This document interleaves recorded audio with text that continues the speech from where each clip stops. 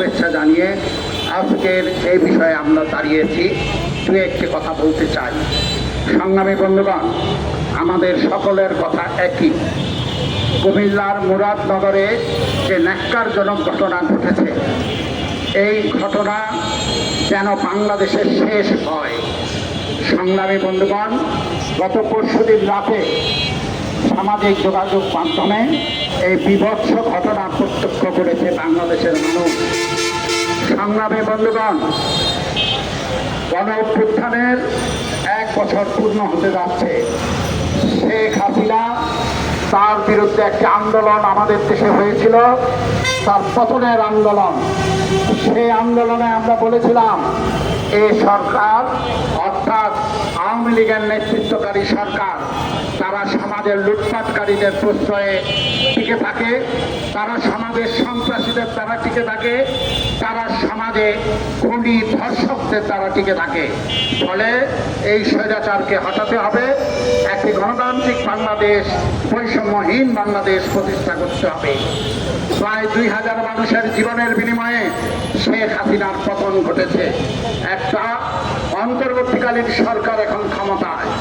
সংগ্রামী বন্ধুগণ, মানুষের প্রত্যাশা ছিল এই অন্তর্বর্তীকালীন সরকার মানুষের জীবনের যে সাধারণ সমস্যাগুলি সেগুলি দূর করার ক্ষেত্রে কঠোর পদক্ষেপ নেবেন। তার অন্যতম ছিল সন্ত্রাস বন্ধ করা, নারী নির্যাতন বন্ধ করা। সংগ্রামী বন্ধুগণ, কিন্তু এখন যখন গণ অভ্যুত্থানের 1 বছর পালনের আলোচনা চলছে, বিভিন্ন রকম উদ্যোগ নেওয়া হচ্ছে, ঠিক সেই সময়ে আমরা এই বীভৎস ঘটনা দেখলাম কুমিল্লার মুরাদনগরে।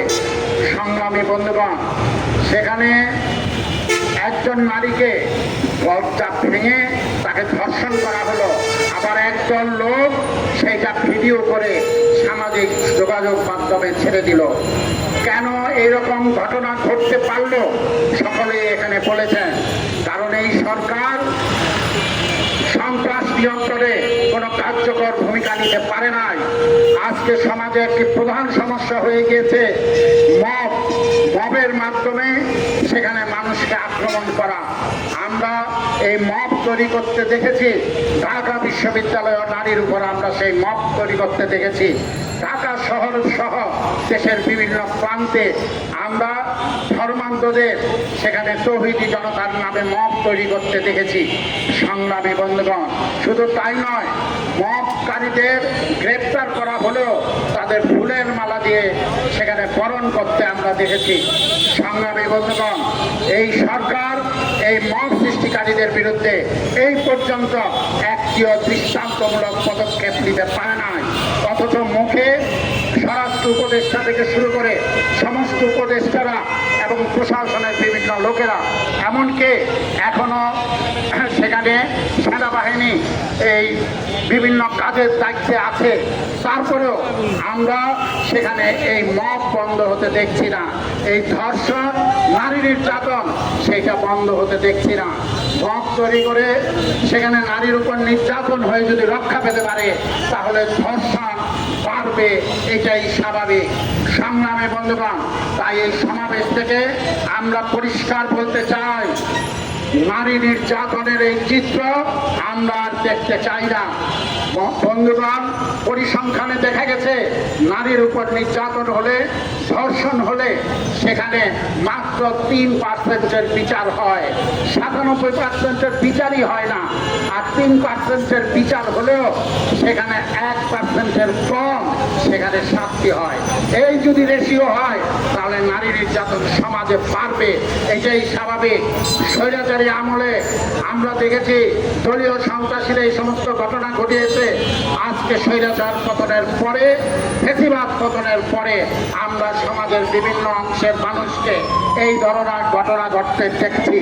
ফলে আমাদের স্পষ্ট কথা, এই ধরনের সন্ত্রাসের বিরুদ্ধে, এই ধরনের ধর্ষণ, নারী নির্যাতনের বিরুদ্ধে কঠোর পদক্ষেপ, শুধু লোক দেখানো নয়। ইতিমধ্যেই মুরাদনগরে যে ঘটনা ঘটেছে তার প্রধান আসামি তাকে গ্রেফতার করা হয়েছে এবং যারা ভিডিও ধারণ করেছে তাদের তাদেরকেও গ্রেপ্তার করা হয়েছে। এইটুকু জায়গায় থাকলে চলবে না। সমস্ত স্তরে এই ধরনের ঘটনা ঘটেছে সেগুলির বিষয়ে কঠোর পদক্ষেপ প্রয়োজন এবং সরকারকে নারী ধর্ষণ সহ সমস্ত মবের বিরুদ্ধে কার্যকর পদক্ষেপ নিতে হবে। সমস্ত ক্ষেত্রেই সরকার ব্যর্থতা পরিচয় দিয়েছে। ফলে আজকে এই সরকারকে এই সমস্ত বিষয়ে কার্যকর পদক্ষেপ যদি না নিতে পারে, তাহলে এই সরকারের বিদায় নেওয়ার সময় চলে আসবে। আমাদের সেই কথাটি তখন বলতে হবে। সংগ্রামী বন্ধুগণ, মুরাদনগরের ঘটনার দৃষ্টান্তমূলক শাস্তি এবং ঘরে বাইরে সর্বোচ্চ নারী নির্যাতন বন্ধে কার্যকর পদক্ষেপের দাবি জানিয়ে সকলকে ধন্যবাদ জানিয়ে আমার বক্তব্য এখানে শেষ করছি। দুনিয়ার মঞ্চুর